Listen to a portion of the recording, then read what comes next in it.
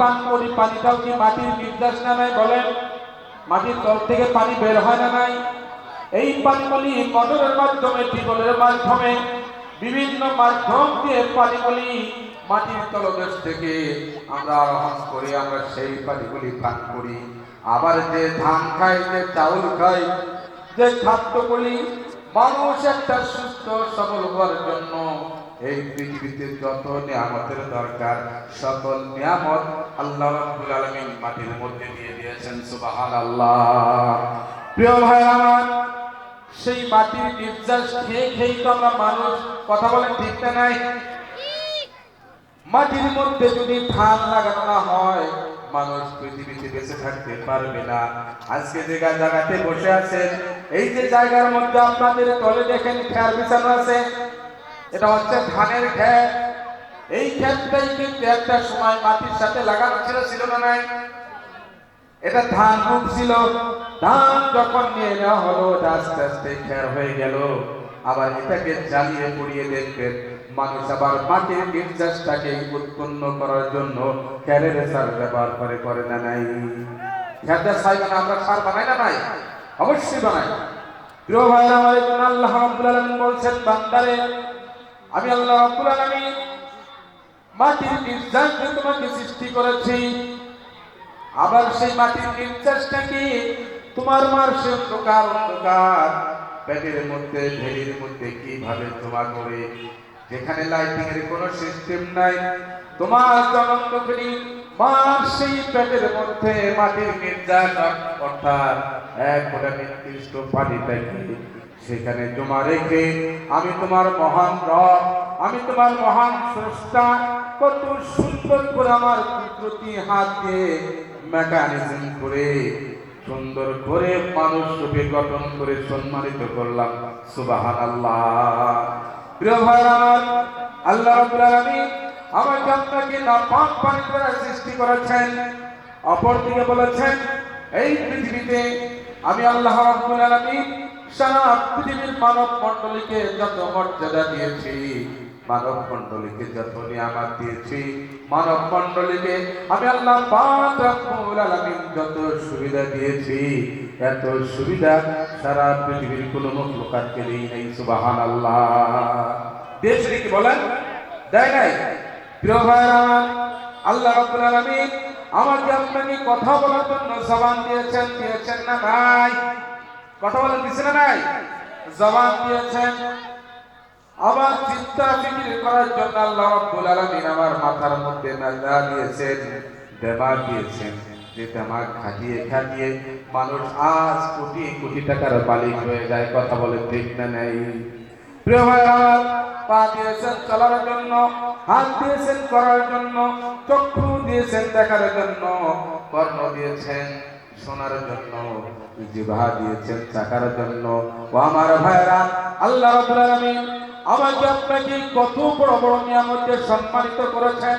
এক একটি নিয়ামতের হিসাব, এক একটি নিয়ামতের শুকরিয়া যদি এই আল্লাহর জমিনে বসে বসে কিয়ামত পর্যন্ত সারা পৃথিবীর মানব মণ্ডলী যদি আল্লাহ পাকের শুকরিয়া আদা করতে থাকে, আমার রব বলেছেন, খোদার কসম, আমার জাতের কসম, আমার ইজ্জতের কসম, সারা পৃথিবীর মানব মণ্ডলী একত্রিত হয়ে যদি সারা পৃথিবীর গাছ বৃক্ষ তরুলতাকে কেটে যদি কলম বানায়, আবার সারা পৃথিবীর সমস্ত সাগরের পানিগুলি যদি কালিতে পরিণত করে নেয়, আবার জমিনটাকে যদি খাতা বানিয়ে নেয়, আর সমস্ত মানব মণ্ডলী, সমস্ত মানব গোষ্ঠী এক জায়গায় বসে বসে যদি আমি রব আল্লাহ তাআলার কিঞ্চিত নিয়ামতের শুকরিয়া লিখতে থাকে, আদা করতে থাকে, করতে করতে সারা পৃথিবীর সমস্ত গাছ বৃক্ষ তরুলতা ধ্বংস হয়ে যাবে, সাগরের পানি শেষ হয়ে যাবে, মানব মণ্ডলী কবরস্থ হয়ে যাবে, মানুষের আয়ু শেষ হয়ে যাবে। আমার আল্লাহ রাব্বুল আলামিন বলেছেন, এই সমস্ত কিছু শেষ হয়ে যাবে, কিন্তু তোমার রবের কিঞ্চিত নিয়ামতের শুকরিয়া আদা করার সম্ভাবনা হবে না। সুবহানাল্লাহ। কথা কি বোঝা যায়? কথা বুঝতেছেন? প্রিয় ভাইরা আমার, আসুন একটু চিন্তা বিনিময় করি। আল্লাহ রাব্বুল আলামিন আমাকে আপনাকে জবান দিয়েছেন চাখার জন্য। এই জবানের মধ্যে মহান আল্লাহ রাব্বুল আলামিন 3000 কোষ দিয়েছেন, 3000 ফাংশন দিয়েছেন। কয় হাজার? 3000 ফাংশন। বুঝতেছেন কথা? ফাংশন বুঝেন তো? অপশন দিয়েছে। 3000 কোষ দিয়েছে, 3000 ফাংশন দিয়েছে।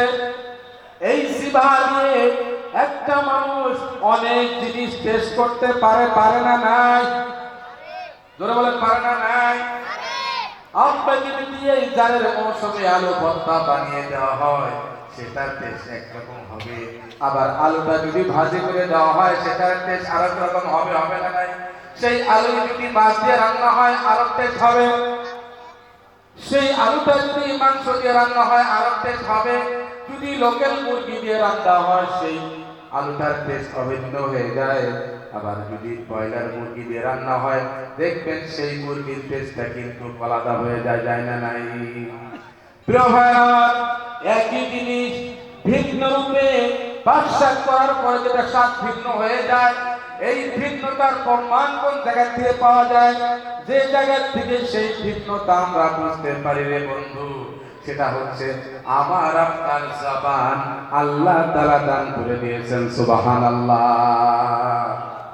এই জবান যদি না দিতেন, তাহলে এই কোন জিনিসের কোন স্বাদ, কোন সময় কোন স্বাদ, গরম হলে তার স্বাদটা কেমন হবে, ঠান্ডা হলে তার স্বাদটা কেমন হবে, আবার যদি সেটা বাষ্প উঠে যায়, যদি নষ্ট হয়ে যায়, তার স্বাদটা কেমন হবে।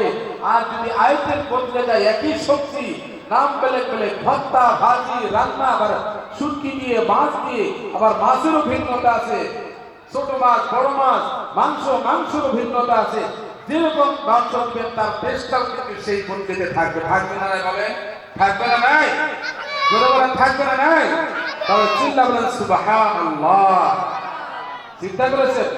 তাহলে যে জবান আল্লাহ রাব্বুল আলামিন আমাকে আপনাকে দান করলেন, সেই জবান দিয়ে আমরা শুকরিয়া আদায় করবো কার? জোরে বলেন কার? আরো জোরে কার? সে আল্লাহ আমাকে শুকরিয়া আমরা আদায় করি, করি কি বলেন? বন্ধুরা, আল্লাহ রাব্বুল আলামিন আমাকে আপনাকে জীবন দান করে দিয়েছেন। এই জীবন কিন্তু একদিন ধ্বংস হয়ে যাবে, যাবে না নাই? যাবে না নাই বলেন? এই জীবন কিন্তু থাকবে না।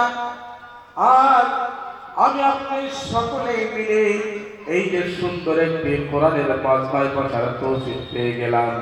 আহারে, একটু পিছনে যদি ফিরে যান, হয়তো গত বছর এই জায়গাতে ওয়াজ মিছিল হয়েছিল, হয়েছিল না? যবছর হয়নি, যাই হোক, এর আগে তো হয়েছে, ভীষণ হয়েছে। যে মানুষগুলি এই মাজমাতে বসেছিলেন হয়তো, বা যে মানুষগুলি মাজমাটাকে সাজিয়েছিলেন, আজ সেই মানুষগুলির মধ্যে অনেক মানুষ এই দুনিয়াতে বেঁচে নাই। কথা বলেন ঠিক না নাই? প্রিয় ভাইরা, হাজারো মানুষ এই দুনিয়ার জগতে বেঁচে আছেন। হয়তো আজকে এই মাজমাতে অনেক মানুষ এখানে বসে আছেন, যার বয়স 60-70 হবে, 80 হবে, কিংবা 50 পার হবে। কিন্তু বৃদ্ধ বাবা আজ এখানে বসে ওয়াজ শুনছেন। হাজার হাজার বৃদ্ধ বাবা এই পৃথিবীতে বেঁচে আছে বন্ধু, কিন্তু সেই বৃদ্ধ বাবার কলিজার টুকরা সন্তান পৃথিবীতে নাই। আছে না নাই? আছে না নাই বলেন? বাবা বেঁচে আছে, ছেলে চলে গেছে আখিরাতে, কবরে চলে গেছে। আছে না নাই মন মানুষ? আমার ভাইরা, আল্লাহ রাব্বুল আলামিন এই জীবন মরণ দিয়ে করে দিবেন। যখন মওত আমার আপনার সম্মুখে এসে যাবে রে বন্ধু, এই মওতের হাত থেকে পৃথিবীর কোনো মানুষ বাঁচতে পারবে না। পারবে? আমার ভাইরা, হাজারো যুবক এই পৃথিবীতে বেঁচে আছে, হাজার হাজার কচি কচি বাচ্চা ছেলে মেয়ে এই পৃথিবীতে বেঁচে আছে, অনাথ হয়ে বেঁচে আছে। হাজার হাজার মানুষের পাপ আছে, হাজার হাজার বাচ্চার পাপ দুনিয়াতে বেঁচে আছে। অন্যদিকে তাকান, হাজার হাজার এতিম বাচ্চা রাস্তায় রাস্তায় ঘুরে আর বাপের মায়ার থেকে, মমতার থেকে বঞ্চিত হয়ে গেছে। ঠান্ডার মৌসুম আছে, হাজারো বাপ আদর যত্ন করে মাথার কাম পায়ে ফেলে ওই কলিজার টুকরা সন্তানের জন্য, মেয়ে সন্তান, ছেলে সন্তানের জন্য দেখবেন গরম গরম জামা কিনতেছে, কম্বল কিনতেছে, জ্যাকেট কিনতেছে, আর অপর দিকে তাকিয়ে দেখেন আর অনেক কচি কচি বাচ্চা মেয়েরা রাস্তায় রাস্তায় ঘুরতেছে, তার মা নাই বাবা নাই। মা বাবা পৃথিবীর থেকে চলে গেছে, আছে না নাই বলেন? অনাথ হয়ে ঘুরছে এক মুঠ খাওয়ার জন্য, এক মুঠ ভাত পেটে দেওয়ার জন্য। হাজার হাজার এতিম বাচ্চা, অনাথ বাচ্চা, মা হারা বাপ হারা হয়ে গেছে। আর ওই সমস্ত কচি বাচ্চা হাজার হাজার পৃথিবীতে আসে না নাই? প্রিয় ভাই আমার, আল্লাহ রাব্বুল আলামিন কখন কাকে মওত দিবেন কেউ বলতে পারেন কি পারেন? কেউ কি পারবেন? কেউ পারবেন না।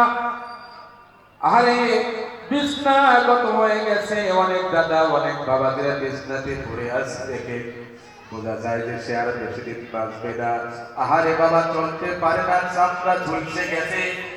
আবার আপনার অনেক বাবা দেখবেন চোখের পাওয়ার কমজোর হয়ে গেছে, চামড়া ঝলসে গেছে, পা গুলি ল্যাংড়া হয়ে গেছে, প্যারালাইজ হয়ে গেছে, গড়ে বিছনায় পড়ে আছে, চলতে পারে না। মনে হয় কিছুদিন পরেই মারা যাবে। হঠাৎ করে সেই বৃদ্ধ বাবার কানে কে যেন খবর দিয়ে দিল যে বাবা যে আপনার কলিজার টুকরা সন্তান দুনিয়া থেকে বিদায় নিয়ে গেছে। বলে না নাই? বলে না নাই? প্রিয় ভাইরা, বাবা বিছনায় ছটফট করছে, বাবা ক্যান্সারে আক্রান্ত হয়ে গেছে, বড় বড় বেমারে আক্রান্ত হয়ে বাবা বিছনায় পড়ে আছে। ডাক্তার বলে দিয়েছে যা খাবার চাই তাই খাওয়াও, এই মানুষটার বেশি দিন বাঁচবে না, হয়তো 6 মাস 7 মাস বাঁচবে। বাঁচবে না নাই? দেখা গেল সেই মানুষটা বছরের পর বছর বেঁচে থাকে। হঠাৎ